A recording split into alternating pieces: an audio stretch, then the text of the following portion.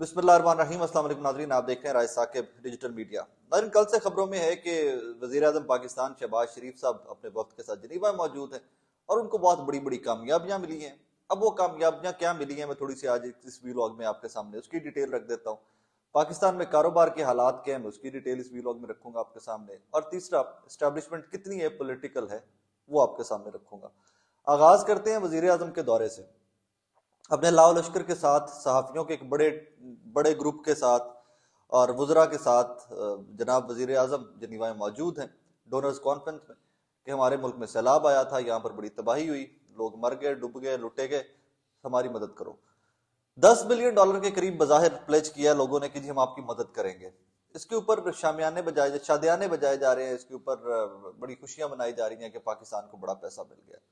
यकीन माने, कोई भी वजीर आजम हो पाकिस्तान का, जब इस तरह की सिचुएशन होती है तो मेरा तो दिल खून के आंसू होता है कि हम भीख मांगने के ऊपर खुश होते हैं। हमारी गैरत क्या है, हमारी सेल्फ रिस्पेक्ट किस हद तक मर चुकी है कि हम बैरून मुल्क जाते हैं, पूरी दुनिया के सामने यूं हाथ फैलाते हैं और उन्हीं मुल्कों को हम गालियां भी देते हैं, लेकिन उनके सामने हम हाथ फैलाते हैं और जब हमें 4 पैसे को मुंह पे मारता है तो हम बड़े खुश होते हैं कि जी हमारी अचीवमेंट ये है।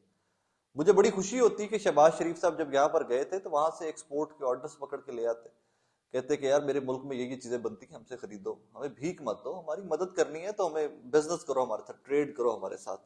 लेकिन क्या करें कि कौम का मिजाज मांगने वाला बन गया हुआ है और यही वजह है कि मांगने के मिजाज में वो तब्दीली नहीं आ रही। IMF से कर्जा ले लो, वर्ल्ड बैंक से कर्जा ले लो, फलाने मुल्क से ले लो, सऊदीया, चीफ बेचारे सऊदीया जाके बैठे हुए मांग रहे हैं, शहबाज शरीफ साहब जनीवा जाके बैठे हुए बेचारे मांग रहे हैं, एक आधा वजीर को इधर UAE भेज देंगे क्योंकि इधर से भी कुछ 4 पैसे मिल जाते होते हैं हमें। जब आपने सोच लिया हुआ है कि आपने भीख मांग के मुल्क चलाना है तो फिर यही हालात होंगे, तो उसके हमेशा डिफॉल्ट से वरचते रहोगे। 75 साल की तारीख है आप लोगों की। अब वापस आ जाते हैं कारोबार पे। मैं इस कारोबार को क्यों मेंशन किया इस टूर के अंदर भी, मुझे जाती तौर पे ये लगता है कि जब तक पाकिस्तान की एक्सपोर्ट्स, पाकिस्तान के कारोबार, पाकिस्तान की कारोबारी शख्सियात पूरी दुनिया से बिजनेस नहीं इकट्ठा करके पाकिस्तान लाती, हम लोग कभी भी स्टेबल नहीं हो सकते। आप आज डिफॉल्ट के वर्ज पे खड़े हो, आप आने वाले दिनों में के अंदर भी डिफॉल्ट के आसपास ही मंडलाते रहोगे।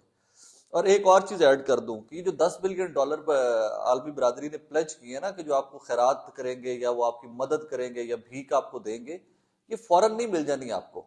इसके पहले 2-3 साल का प्रोसेस होता है। ये फेज वाइज आहिस्ता आहिस्ता थोड़े थोड़े पैसे आएंगे और इसका जो मेन चंक भी है, जो आपको फील हो के पैसा पाकिस्तान में आया, वो 2 से 3 साल का प्रोसेस है।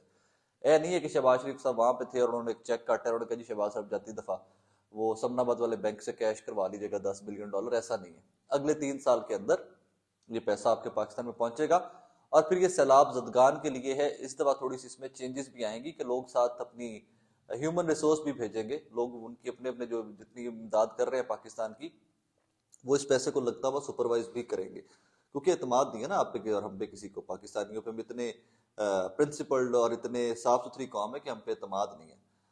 चले खैर, अल्लाह खैर करे। अब अगली वेव जो है IMF के अगर हो जाती है, आपकी डील मुल्क की हो जाती है, तो 2 से 3 गुना महंगाई मजीद बढ़ेगी।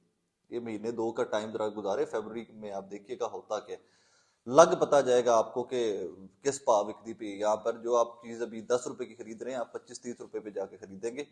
और वैसे भी इंडस्ट्री और कारोबार तो आपको पहले ही पता है काफी सारे बंद हो गए हुए हैं। बहुत बड़े बड़े ग्रुप्स जो है वो रोल बैक कर गए हुए हैं। अनएम्प्लॉयमेंट एवरी सिंगल डे बढ़ रही है। कल की एक खबर गर्दिश कर रही है, डिप्रेशन हो जाता है, यकीन माने डिप्रेशन हो जाता है इस तरह की खबरें पढ़ के। आपको पता है फैसलाबाद हमारा टेक्सटाइल का हब है, पूरी दुनिया में यहाँ से कपड़ा बन के जाता था। अभी पिछली गवर्नमेंट के अंदर हमने रिकॉर्ड तोड़े टेक्सटाइल एक्सपोर्ट के। लेकिन अब सूरत हाल ये है कि जो शहर, जहाँ के कारोबारी हजरात, जहाँ की सनत, जहाँ की इंडस्ट्री पूरी दुनिया के अंदर रिकॉर्ड तोड़ रही थी एक्सपोर्ट्स के, वहीं इस दफा जर्मनी ने हमारे वीजे रिजेक्ट कर दिए बिजनेसमैनों के। फैसलाबाद के बिजनेसमैन, पाकिस्तानी बिजनेसमैन जो ये काम करते हैं, जो सनत से वाबस्ता हैं, कपड़ा बेचते हैं, बनाकर बाहर ले जाकर बेचते हैं, उनके वीजे जर्मनी ने रिजेक्ट कर दिए। और कहा यह जा रहा है कि ये तारीख में पहली दफा हुआ है, इससे पहले कभी पाकिस्तानी बिजनेसमैन के वीजे जर्मनी ने रिजेक्ट नहीं किए थे। इसकी वजूहत क्या हो सकती है, मैं अपनी जाती तौर पे परसेप्शन या मेरी जाती एनालिसिस उसके ऊपर क्या है, मैं वो आप तक बता देता हूँ। आप एलसीज नहीं खोल रहे, आपके पास डॉलर्स नहीं है, आप पूरी दुनिया के सामने नंगे लेटे हुए हैं, भीख मांग रहे हैं कि साडे पल्ले कख नहीं जे है, सानू रल जाओ वरना असी तबाह बर्बाद। جب آپ پوری دنیا کے سامنے یہ کہتے ہیں، اور نمبر 2 پھر آپ طالبان والا فیکٹر بھی لے آئے ہوئے ہیں کہ پاکستان کے اندر طالبان واپس آ رہے ہیں، اٹیکس واپس ہو رہے ہیں، تو کوئی بھی سٹیبل اکانومی یا کوئی بھی سٹیبل ملک آپ کے ساتھ کاروبار کرنا نہیں چاہے گا۔ جو آپ کے پاس ہے ہی کچھ نہیں ان کو دینے کے لیے، آپ کی اپنی مشینری امپورٹ کرنے کے لیے آپ 2-4 ہزار ڈالر کی LCs نہیں کھول سکتے، آپ کو اتنے پیسے نہیں ہیں، تو کیوں کوئی بڑا آدمی آپ کے ساتھ بزنس کرنا چاہے گا؟ یہ بالکل اسی طرح ہے کہ آپ کے پاس انویسٹمنٹ، مثال دے دیتا ہوں کہ آپ کاروبار بند کر کے گھر میں بیٹھے ہوئے ہیں اور آپ کسی بہت بڑے بزنس مین کے پاس جاتے ہیں کہ میں تمہارے ساتھ کاروبار کرنا چاہتا ہوں، تو سب سے پہلے کہا یار تم کیا کر سکتے ہو؟ What can you do for me? Nothing. Sit home. Excuse me. That is exactly what has happened with Pakistan. یا آپ گھر میں بیٹھیے، سکون کیجیے۔ آپ کو پتا ہے ٹیلینور رول بیک کر رہا ہے، آپ کو پتا ہے یہاں پہ گاڑیاں بنانے والے پلانٹس ڈیلی بند ہو رہے ہیں کیونکہ را مٹیریل نہیں آ رہا، ڈالر نہیں ہے، وہ سیل آگے سے نہیں ہے اتنی۔ آپ کو پتا ہے کہ ٹیکسٹائل انڈسٹری کس حد تک متاثر ہو چکی ہے؟ آپ کو پتا ہے کہ ٹھیکیدار صاحبان جو سرکاری پروجیکٹ کرتے تھے، یہ وہ کرتے تھے، پرائیویٹ بزنس مین جو ایکسپورٹر تھا، ہر چیز کے اندر ڈکلائن آیا ہوا ہے، ہر چیز تقریباً بند ہوئی پڑی ہے۔ آخر میں آپ کو پہلے گزارش جس طرح کی کہ اسٹیبلشمنٹ، ایک سٹیٹمنٹ ہے، ایک دو سٹیٹمنٹس ہیں، وہاں سے آپ کو آئیڈیا ہو جائے گا کہ کیڑے پا ہر چیز بکتی پئی ہے۔ اور ایک چیز یاد رکھیے گا، شہباز شریف کی گورنمنٹ طاقتور گورنمنٹ نہیں ہے ایک چیز کو لے کر، میں اس کی وجہ آپ کو بتا دیتا ہوں کہ ان کو اپنی جان کے لالے اس حد تک پڑے ہوئے اپنے کیسز، اپنے معاملات سیٹل کرنے میں، اپنی پارٹیاں بچانے کے اندر، کہ ان کو کوئی پرواہ نہیں کون ساڈے نال ہے کون ساڈے نال نہیں ہے۔ This moment they just have to get out of those cases politically, ان کو اپنا ڈیمیج کنٹرول کرنا ہے and everything. Mustafa Kamal صاحب خالد مقبول صدیقی صاحب کو را کا ایجنٹ کہا کرتے تھے، اب وہ کہتے ہیں کہ میں اپنی سٹیٹمنٹ سے پیچھے ہٹنے کے اوپر مجبور ہو گیا۔ And of the story. جس طرح عامر لیاقت مرحوم نے کہا تھا نا، میں آیا نہیں ہوں، میں لایا گیا ہوں، جب عدم اعتماد کا ووٹ دینا تھا، کانفیڈنس کا ووٹ دینا تھا عمران خان کو، تو انہوں نے کہا تھا میں آیا نہیں ہوں، میں لایا گیا ہوں۔ اسی طرح PSP وہ فرما رہے ہیں بھائی صاحب کہ مصطفیٰ کمال صاحب کہ میں اپنی اس سٹیٹمنٹ سے پیچھے ہٹنے پر مجبور ہو گیا۔ اب آگے آ جائیے، مونس الہی صاحب کلیم کرتے ہیں کہ بھائی جان مجھ کالے ڈالوں نے میرے دوستوں کو اٹھایا ہے۔ یہاں پر بات ختم نہیں ہو جاتی، کہانی اس سے آگے چل رہی ہے کہ ان کی فیملی کو ایگزٹ کنٹرول لسٹ کے اوپر ڈال دیا گیا، ان کی بیگم کو، ان کی والدہ کو، رومر ہیز اٹ کہ ان کا اپنا نام اور ان کے والد کا نام بھی ایگزٹ کنٹرول لسٹ کے اوپر ڈال دیا جائے گا۔ رومر ہیز اٹ کہ ان کی فیملی، ایکسٹینڈڈ فیملی، ان کے بزنس کے جو لوگ ہیں، ان کے بزنس کے وہ مینیجرز جو ہیں، ان کی انکوائریز چل رہی ہیں، ان کو ایگزٹ کنٹرول لسٹ کے اوپر ڈال دیا گیا۔ Rumour has it, PTI claimant ہے، PTI کلیم کرتی ہے کہ ان کے ممبران اسمبلی کو بلا کر یہ کہا جاتا ہے کہ بھائی جان کانٹا لگ گیا ہے۔ آخر میں میرا ایک آبزرویشن یا میری وہ ریزرویشن ایک ہے اور بڑی ویلڈ ہے، اور میں اس کے اوپر بڑا سٹینڈ کرتا ہوں۔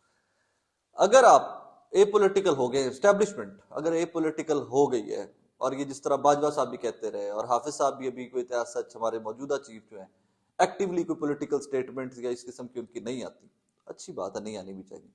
اگر آپ لوگ اے پولیٹیکل ہو گئے تو آپ کو سہیل وڑائچ صاحب کے منہ سے کیوں کہلوانا پڑتا ہے کہ آپ مقبول تو ہیں لیکن قابل قبول نہیں ہیں؟ یہاں پر مصطفیٰ کمال کو کیوں کہنا پڑتا ہے کہ میں خالد مقبول صدیقی کے بارے میں را کے ایجنٹ والی سٹیٹمنٹ سے پیچھے ہٹنے پر مجبور ہو گیا ہوں؟ یہاں پر کیوں لوگوں کو یہ بھی لگتا ہے کہ مقبول ترین پارٹی کو دیوار کے ساتھ لگایا جا رہا ہے؟ یہاں پر کیوں مونس الہی کے دوستوں کو کالے ڈالوں میں اٹھایا جاتا ہے اور اس کی فیملی کو ایگزٹ کنٹرول لسٹ کے اوپر ڈالا جاتا ہے؟ یہاں پر کیوں MPs کو یہ کہا جاتا ہے کہ عمران خان کے اوپر کانٹا لگ گیا ہوا ہے، آپ کو جماعتیں چینج کرنی پڑیں گی؟ یہاں پر نون لیگ مائنورٹی میں ہوتے ہوئے پنجاب کے اندر کیسے اتنی کانفیڈنٹ ہے کہ وزیر اعلیٰ انہوں نے اپنا بنا لینا؟ یہ چند سوالات ہیں اور یہ اسٹیبلشمنٹ سے پوچھے جانے چاہیے کہ یار اگر آپ پولیٹیکل ہیں تو سہیل وڑائچ کو بلا کے کہیں کہ بھائی ہمارا نام کیوں لیتے ہو تم؟ ہم نے کب کہا کہ وہ قابل قبول نہیں ہے ہمیں؟ تم چپ کر کے بیٹھو اپنے گھر میں، اپنا شو کیا کرو، ڈرامے نہ کیا کرو۔ بلائیں مصطفیٰ کمال کو یا فون کریں اپنے سیکٹر کمانڈر کو یا کسی بھی بندے کو، بولے کہ یار مصطفیٰ کمال کو شٹ اپ کال دو۔ یہ کون ہوتا ہے اس طرح کی حرکت کرنے والا کہ میں مجبور ہو گیا اپنی سٹیٹمنٹ، میرے اوپر پریشر ہے تو میں سٹیٹمنٹ سے پیچھے ہٹ گیا؟ جو لوگ بھی کلیمنٹ ہے، اب یہ مونس الہی صاحب کے اسٹیبلشمنٹ سے ہمیشہ معاملات بہت اچھے رہے، مونس الہی صاحب کو پیچھے ہٹائے اسٹیٹمنٹ سے کہ کالے ڈالوں نے اٹھایا ہے، اور FIA والے جو ہے وہ قسمیں اٹھاتے ہیں کہ ان کے پاس نہیں ہے میرا دوست۔ مونس الہی صاحب کھل کر بتائیں کہ میری ذات کے اوپر یا میری فیملی کے اوپر یہ انویسٹیگیشن چل رہی ہیں جس کی وجہ سے حکومت نے ایگزٹ کنٹرول لسٹ میں ڈالا ہے میری فیملی کا نام۔ چیزوں کو ابہام میں مت رکھا کریں، ان کو کلیئرٹی میں آنا چاہیے چیزوں کو۔ ہم پاکستانیوں کو ایک شیورٹی ہونی چاہیے کہ اب چیزیں پہلے جیسی نہیں ہیں, تھنگز آر ڈفرنٹ ناؤ, اور وہ آپ لوگ لے کے آ سکتے ہیں. سیاستدانوں کے اوپر یقین مانیے پاکستانی قوم کو ایسا بلیو نہیں رہ گیا ہوا. اس کی وجہ یہ ہے کہ یہ جو جس حد تک انہوں نے اپنی ابھی ریسنٹ 8-10 مہینے کے اندر انہوں نے پرفارمنس دکھائی ہے, جو تھوڑی بہت آس امید تھی بھی ان سے, وہ بھی ختم کر بیٹھے ہیں. یہ خود ہی بیچارے اپنا بیڑا غرق کر بیٹھے ہوئے ہیں. لہٰذا اسٹیپ فارورڈ, آل آف اس اسٹیپ فارورڈ اینڈ اپنی اپنی پوزیشن واضح کرتے ہیں کہ ہم نے پاکستان کو لے کے جانا کس طرف ہے. بہرحال اینڈ میں میری صرف یہی چیز کہ یہ جو ڈالر شالر آ رہے ہیں نا 10 بلین, تو فوری نہیں لبنے, لمبا چوڑا ٹائم ہے, بغلے مت بجائیں. اچھی بات ہے, چلیں سیلاب زدگان کی مدد ہو جائے گی. 10 بلین ڈالر آیا, 1 بلین ڈالر تو غریباں دے حق بھی لب بھی جائے گا, انہوں سے بھی لب بھی جائے گا, کیونکہ باقی تو آپ کو پتا ہے پاکستان ہے, یہاں پر اتنے وہ ہولز اتنے ہوتے ہیں, یہاں پر خیمے جو ہیں وہ جا کے کہیں ڈیروں سے نکلتے ہیں, لوگوں کے آٹے کی بوریاں لا کے سیاستدانوں کے ڈیروں سے نکلتی ہیں.